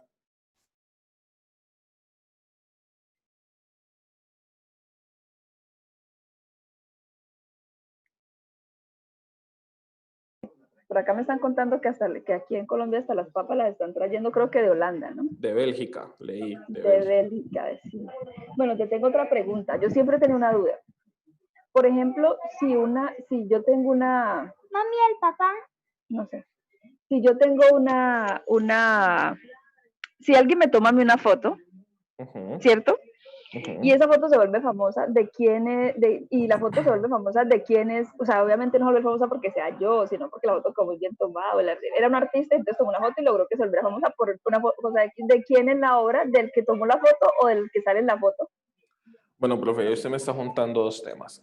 Primero están eh, la ley de habeas data, que es la ley que protege los datos personales, los datos privados de las personas. Mi imagen es privada. Diferente fue que yo fuera un famoso en un evento famoso, como la foto icónica que hay de Freddie Mercury en el estadio, creo que es en Inglaterra o en Australia, que está el estadio lleno y él con el brazo así levantado. Es un famoso en un lugar público, pero yo no soy famoso, mi imagen hace parte de mi información privada. Entonces, partiendo de ahí, nadie tiene por qué tomarme fotos sin mi autorización. Diciendo que lo hacen y esa persona se lucra y ya miramos la foto como arte, pues una foto es como una pintura, tiene toda una serie de conocimientos técnicos y artísticos que se requieren para que salga una foto, pues, premiada. Entonces, ¿quién sería el autor de la foto? El fotógrafo. ¿Quién se puede ganar el dinero de la foto? El fotógrafo. Pero si él la tomó sin mi autorización para lucrarse, yo le digo, venga, hablemos usted y yo, ¿por qué una foto mía sin mi autorización le está generando usted ingresos? Y él tendría que ya recompensarme o resarcirme los daños de otra forma. Pero en cuanto a derechos de autor, el creador de la obra es el fotógrafo. Perfecto. Por ahí como que aparecieron dos preguntitas más, no sé, me sale aquí como, no sé si fue que mandaron la asistencia. Ah, le están hablando de la asistencia. Me quedé también pensando en la parte que dice, por ejemplo, que el estudiante escribe el artículo, que el estudiante escribe el artículo, que el estudiante escribe la tesis es del estudiante, y que si el estudiante no quiere escribir el artículo, entonces no se puede hacer nada. Entonces me quedé pensando si, por ejemplo, yo le puedo decir al estudiante que yo ayudo con espérate, primero, si el estudiante aceptara escribir el artículo, porque el artículo es bueno, si él lo escribe, además de haber escrito la tesis, el único autor sigue siendo él. Vale, profe. Hay varias cosas. Efectivamente, yo no lo puedo obligar. Es como yo obligarlo a usted a que venda su casa. Profe, venda su casa. ¿Por qué? Porque yo quiero. Porque es una casa muy bonita y le podrían dar mucha plata por ella. Véndala. Es que yo no quiero. Profe, ¿la vende o la vende? Es lo mismo. Nadie me puede obligar a disponer de mis derechos. Eso es un punto. El otro. Una tesis es un producto, de acuerdo al menos a Colciencias, una tesis es un producto, un artículo es otro producto. Tienen composiciones diferentes y uno puede nacer del otro. Entonces, como el artículo es un producto diferente, que incluso va a requerir otro tipo de análisis, puede ser autoría de ambos, si pues trabajan los dos en el artículo. Ojo, tiene que tener novedad frente a la tesis. Si es un resumen, pues es otra cosa. No, yo creo que estamos haciendo un poco de cosas mal. Mentira, pero ahí te preguntan Por ahí te preguntaron algo. Yo vi el ¿Qué chat. pasa si uno Dijeron, realiza su tesis con alguna empresa privada? ¿Se puede publicar? Me pregunta Natalia Morales. Bueno, esa pregunta tiene muchas aristas, Natalia. ¿Qué es lo que pasa? Antes que nada, yo tengo que ver el contrato que tú hiciste con esa empresa privada, porque en ese contrato es que yo me voy a dar cuenta qué pasa con esos derechos. Ejemplo, no es lo mismo que mi contrato con la empresa privada diga, yo voy a contratar a Natalia para que me haga esta tesis porque yo necesito esos estudios para mi producción. Y aparte que yo le diga en el contrato, y tiene que guardar derechos, tiene que firmar una cláusula de confidencialidad y guardarlo como secreto industrial. Si ella firma eso, los derechos patrimoniales de la tesis van a ser de la empresa privada. Ella no puede publicarlos porque son, aparte de que no tiene derechos, son secreto industrial y firmó cláusula de confidencialidad. Por otro lado, yo contraté a Natalia para que me ayudara a hacer seguimiento a las convocatorias de proyectos. Y Natalia en eso hace una tesis que dice cómo funcionan las convocatorias de proyectos en la empresa privada tal. Y esa es su tesis y con eso se gradúa. En el contrato que Natalia firmó no se está hablando nada del tema de ella. No se le contrató para una tesis, no se habló nada de esos resultados académicos. Entonces, ahí los derechos nacen en cabeza de Natalia. Además, ella tendría de nuevo la presunción de que como en la tesis ella aparece como autora, se presume que los derechos morales y patrimoniales están en cabeza de ella. Se presumen. Es una presunción que puede tener prueba en contrario. Entonces, la respuesta, Natalia, es depende de lo que tú hayas firmado.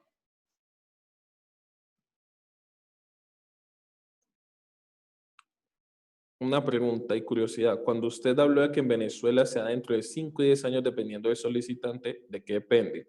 En el entendido que el autor es el solicitante y el que decide, ¿cierto? Vale, eso de los 5 y los 10 años era para patentes. Entonces no se habla de autor, sino que se habla de inventor. ¿De qué depende? De la voluntad del inventor. Si él va a ser el solicitante o no, depende. Yo invento algo, pero yo no tengo el dinero ni el conocimiento, no solamente para el trámite de patente, sino para comercializarlo. Recordemos que no es patentar por patentar. Entonces yo digo, esto es muy bueno, pero no sé en qué mercado lo puedo mover. No sé cómo puedo hacer esto de mercado, desconozco ese tema porque yo soy químico y yo sé de química. Perfecto. Hay gente experta en eso, donde les dice, mire, yo tengo este asunto, firmamos cláusula de confidencialidad, tales, yo tengo este producto patentable. ¿Le interesa? Entonces ellos dicen, sí, sí nos interesa. Entonces se firma un contrato, puede ser de licencia, donde yo como inventor otorgo la licencia a, pues, pongamos, una farmacéutica famosa, para que ellos patenten, produzcan y comercialicen lo que yo me inventé. ¿Vale? Entonces, ¿quién va a solicitar la patente? Depende de la negociación contractual que yo haga. Puedo solicitarla yo, pero yo lo que les dije, yo puedo desconocer o puedo no tener el dinero.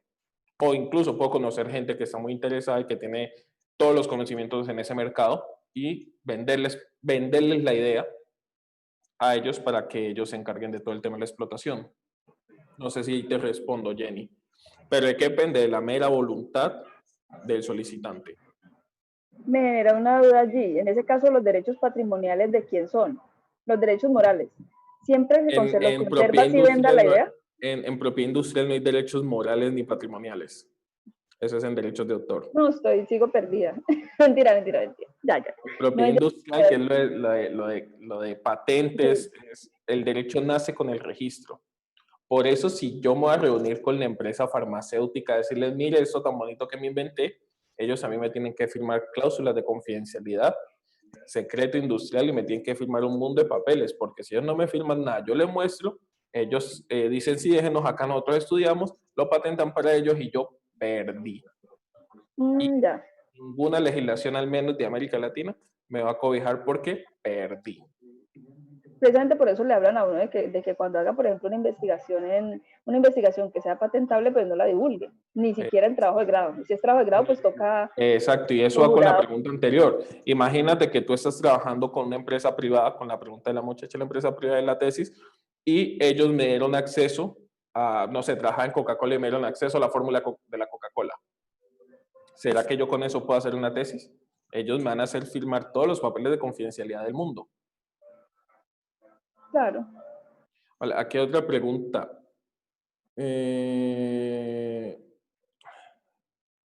Disculpe la pregunta, pero esto mismo que dice se aplica en el periodismo, o sea, exigir el derecho que me remuneren si he salido de algún reportaje o alguna toma sin mi consentimiento en toma Sí es en famoso. tomas de reportaje que salen en televisión masiva, en un noticiero que lucra con mi imagen, el de resto se aplica y por qué o por qué no. Considerando la diferencia entre Estados Unidos, Europa y Latinoamérica, considera recomendable patentar el mismo producto en estas regiones separados y piensa listo. Vamos primero con la imagen. De nuevo, hay dos temas. Ley de habeas data o de protección de datos y los derechos de autor. Derechos de autor. La imagen, un ejemplo, la muerte de Luis Carlos Galán. De eso hay fotos y hay videos. ¿Se acuerdan cuando vimos las excepciones? El uso informativo es una de las excepciones. ¿Vale? Cuando se busca informar, esa es una de las excepciones, porque son noticias de interés general. El interés general prevalece sobre el interés particular. Eso es igual, a un fotógrafo le pagan para que tome esas fotos. Ah, que tomó la foto ganadora de la foto del año. Lo siento, pero los derechos patrimoniales son del diario, de la revista, del periódico. Así es la cosa. Ahora vámonos a ley de habeas data de protección de datos. A menos de que sean lugares públicos o manifestaciones públicas, a mí no me pueden tomar fotos directas sin mi autorización. Y en manifestaciones públicas ya depende. Que no es lo mismo que en un grupo de manifestantes salgan 50, no, 50 no se verían, 10 personas y entre ellos salga yo, se me da el perfil y la barba, pero sea el perfil y la barba de otros 10, que se puede tomar como informativo. Otra cosa es que, ¡pum!, me enfoquen y se me da todo, además del tema de seguridad. Yo podría ir en contra del diario o el noticiero que está utilizando mi imagen sin mi autorización.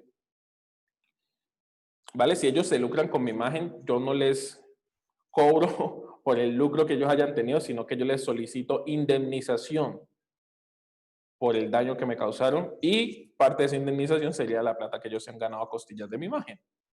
Eso por un lado. La diferencia entre Estados Unidos, Europa y Latinoamérica, ¿dónde se patenta? Depende. ¿De qué? Del mercado. No es lo mismo patentar temas farmacéuticos que temas biomédicos. ¿Cuál es el mercado para cada uno? Depende. ¿Vale? Si a mí me interesan los tres nichos y le podemos sumar algún país de Asia, Japón, patento en cada país. ¿Cuál es la ventaja? Primero lo puedo hacer todo con la OMPI. Siempre y cuando sean países miembros, todo lo puedo hacer desde ahí. Ellos mandan las solicitudes a cada oficina. ¿Cuál es la ventaja? Europa me cubre prácticamente todo un continente. La Unión Europea es casi todo el continente, entonces eso es muy bueno. Estados Unidos, pues, ni hablar. Y Latinoamérica me toca país por país. Si yo patento en Colombia, no estoy en Ecuador. Si yo patento en Perú, no estoy en Colombia. Ese es el tema. Depende del mercado. Me pregunta Nicolai Potes, ¿qué es una cláusula de confidencialidad? Las cláusulas son escritos jurídicos donde se dejan claras condiciones o situaciones.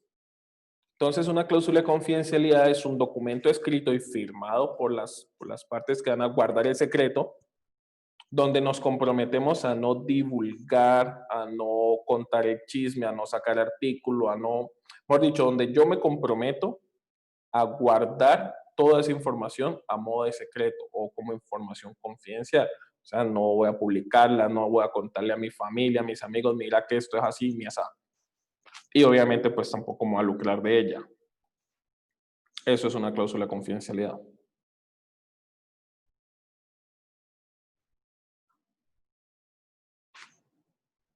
¿A ti te llegó la última, te llegó otra? Que me llegó una, creo que me la mandaron a mí en privado. Dice mensaje directo, no sé. ¿Te la leo? Sí, profe, claro. Dice, si hago una tesis aplicando a una zona, en mi caso a la comunidad tiene algún tipo de intervención de autoría o algo así. ¿Puedo patentar un código de programación? Es ahí mismo la misma pregunta, las dos. Otra cosa, un código de programación. Vale. Entiendo yo lo de la tesis como que voy a hacer estudios en una comunidad, ¿vale? Y a ver si estoy interpretando bien. Y es como que voy a hacer encuestas y voy a, si es caso si es por ejemplo de medicina, voy a tomarles exámenes, si es de psicología, pues voy a agendarles citas. Entiendo que por ahí va la pregunta.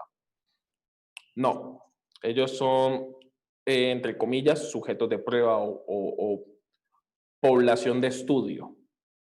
Sin embargo, ellos no están cogiendo esa información y la están transformando en conocimiento. Eso es trabajo del autor únicamente. Diferente fuera si yo me sentara con una persona experta en la comunidad, miembro de la misma comunidad, que se siente contigo y te diga, mira, este es nuestro saber ancestral, este es nuestro conocimiento ancestral, estas son nuestras costumbres, y te empiece a ayudar a crear un documento diferente. Pero cuando se toma la población objetivo como sujeto de estudio o de análisis o de encuestas o de temas así, no hay autoría. Es simplemente recaudación de información con sujetos de estudio que yo convierto en conocimiento. ¿Cuál era la segunda pregunta, profe? En ese caso solamente se les manda un reconocimiento, un agradecimiento en la tesis. Y bueno, y volvemos a lo mismo. En cuanto a ley de habeas data, tengo que tener, y en cuanto a comités de ética, tengo que tener muchos permisos y autorizaciones firmadas para yo poder intervenir esa comunidad. Y revelar esos nombres y todo. La otra pregunta era que si podía, creo que decía patentar, no me acuerdo, registrar o patentar, ya reviso. No, dice patentar un código de programación. Bueno, cuando yo voy a registrar un software, uno de los 3 elementos que yo puedo anexar, no tengo que, sino que puedo, tengo que anexar uno, pero yo puedo elegir cuál de los 3. El código fuente, el programa en sí o el manual de usuario.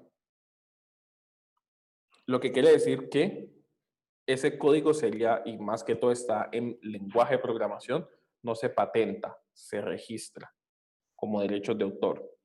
¿Cuándo se patentaría? En el caso, en el caso diferente que les dije, que es que ese código o ese software tiene relación directa con un invento y que sin ese software, ese invento no es lo mismo. Es esencial para el funcionamiento de ese invento. Ahí se patenta, pero no se patenta el software por separado, se patenta junto con el invento. Pero por regla general, el idioma de programación se registra ante derechos de autor. Una pregunta de Jenny Núñez: en caso de patentar, así tenga cómo demostrar que yo fui quien creé el producto, gana quien patentó primero, demandó, mostró pruebas. Vale. Como me está hablando de patentes, supongo que se refiere únicamente a propiedad industrial, entonces dejemos derechos de autor de lado. En patentes el derecho nace cuando nace el registro. Punto. Si tú te inventaste, no sé, algo muy bueno, las gafas que me hacen ver a través de las cosas, y es algo muy bueno, y tú me contaste porque confías en mí, me mostraste los planos, todo para que yo pudiera patentar y yo me adelanté a ti, perdiste. Puedes demandar, puedes demostrar que tú me pasaste la información, que nos reunimos, que me grabaste. No hay nada que hacer, porque el derecho nace con el registro. Punto. Diferente es si tú y yo nos reunimos y tú me dices, Andrés, tengo algo que te va a interesar, pero antes de necesito que me firmes de nuevo acta de confidencialidad, secreto industrial, todos los papeles que tú quieras que te aseguren que si yo me robo tu idea, tú me puedes demandar de una forma tal que lo que pierdo es más de lo que gano. De todas formas, la patente seguiría siendo mía. Lo que pasa es que me meto en un problema después con la persona grandísimo. Y ese problema puede ser equivalente a las ganancias que yo me obtenga, sin ningún problema. Pero la patente sería mía.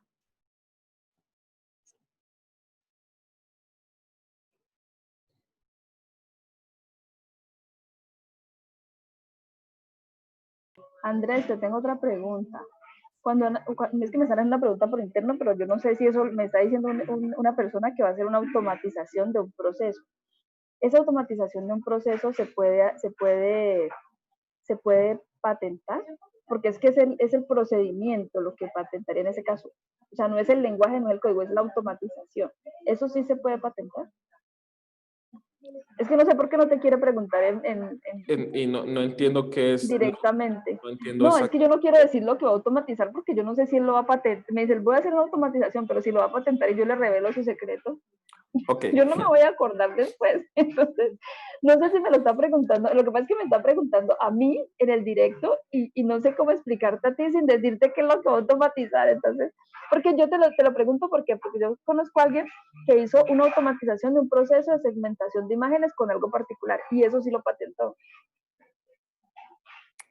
Ok, pero es que ahí me pierdo, profe. ¿Qué es automatizar un proceso? Es crear una metodología, es como crear una metodología o un método que te permite de manera automática, sin intervención humana, coger unos elementos y convertirlos en un producto a partir del uso de la computación. Por ejemplo, yo digo, voy a automatizar el proceso de, no sé, de etiquetar unas imágenes, por ejemplo, etiquetar. Entonces, de hecho eso existe. Entonces yo, por ejemplo, tomo las imágenes, imagínate que yo tomo las imágenes de aquí, tomo la imagen en un video y automáticamente cuando veo las imágenes de las personas en un video, yo digo en ese video, de manera, ahí mientras va sucediendo el video, yo voy diciendo, este es Ximena, este es Andrés, este es Carlos, este es Francisco, porque por reconocimiento de imágenes, entonces yo hago automático ese proceso, o sea, ya no necesita intervención humana, no necesito que nadie me diga esta es Ximena, sino que él se conecta a una base de datos. Y si en esa base de datos hay alguien que él dice, vean, esta que aparece aquí es esta, entonces él automáticamente le coloca la etiqueta, por ejemplo. Entonces, ese es un proceso de automatización.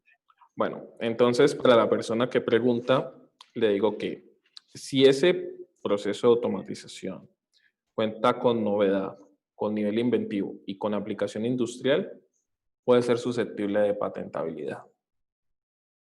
Pero ya, pues, obviamente, la persona que es conocedora del tema, que es que lo realizó, tiene que saber si tiene la innovación, más que todo la innovación y el nivel inventivo. Si cuenta con eso, es patentable.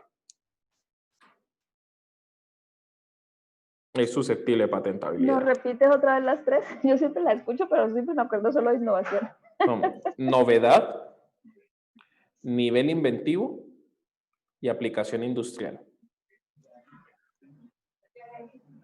Ok, novedad, nivel inventivo y... Aplicación industrial. Aplicación, o sea, que sirva para algo.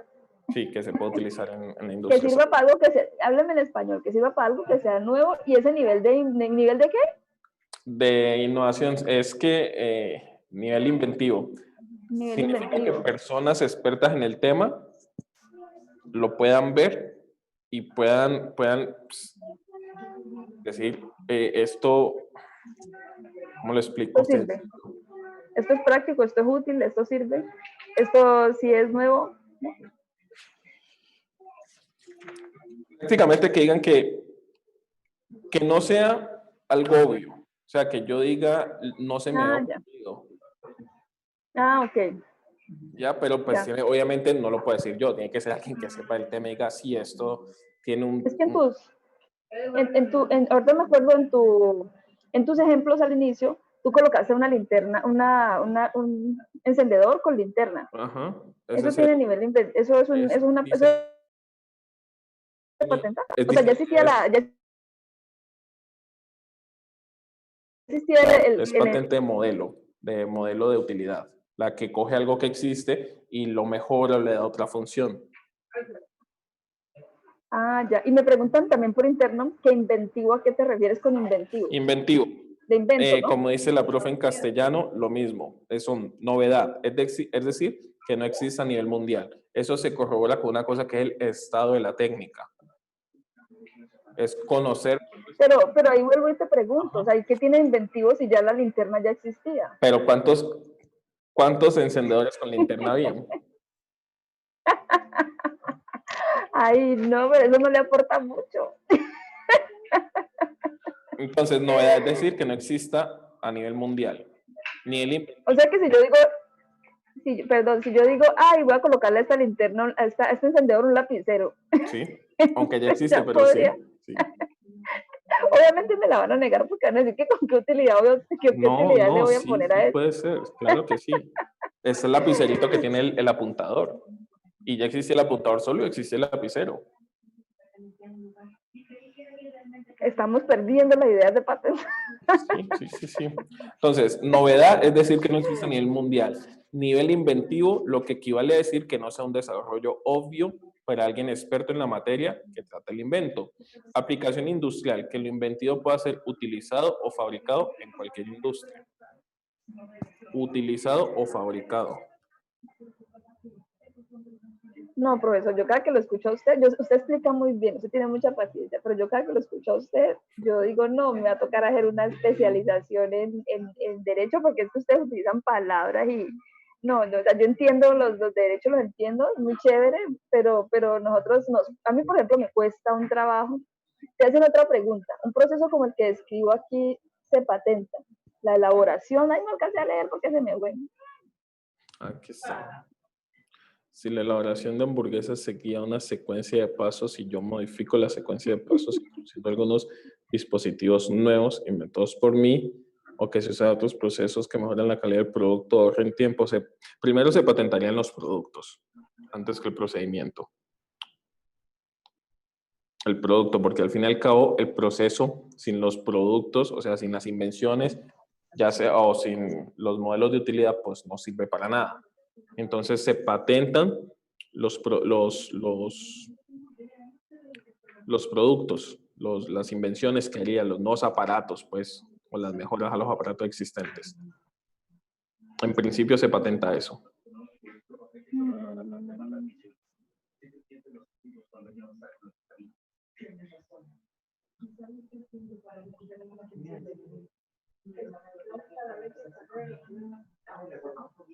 Patentarías cada aparato.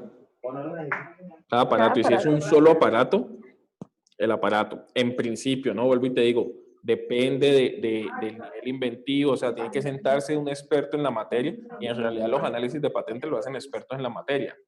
Yo no te puedo decir, porque desconozco, qué tan patentable sería un proceso para la elaboración de hamburguesas. Yo ni siquiera hago hamburguesas en mi casa, entonces no te sabría decir. Pero ustedes como expertos y que van a ser analizados por expertos, saben si lo que ustedes están haciendo tiene novedad de la aplicación industrial. Por eso mismo, ustedes hacen su invento y ustedes los juzgan o les aceptan, les niega la patente, gente que estudió lo mismo que ustedes, que son expertos en lo mismo que ustedes. No va a ser un abogado o un juez.